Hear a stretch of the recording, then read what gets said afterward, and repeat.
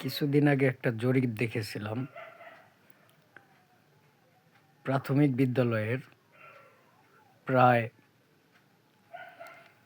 ৬৫% শিক্ষার্থী বাংলা রিডিং পড়তে পারে না।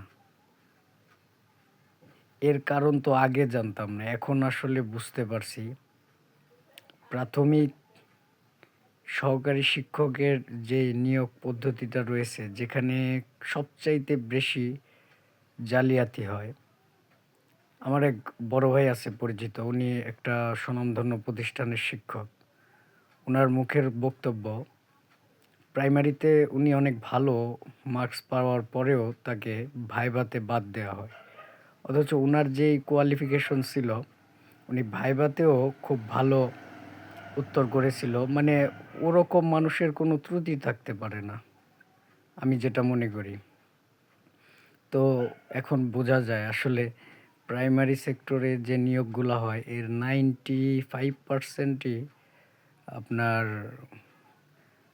দুর্নীতিগ্রস্ত। হয়তোবা 5% আ স্বচ্ছ।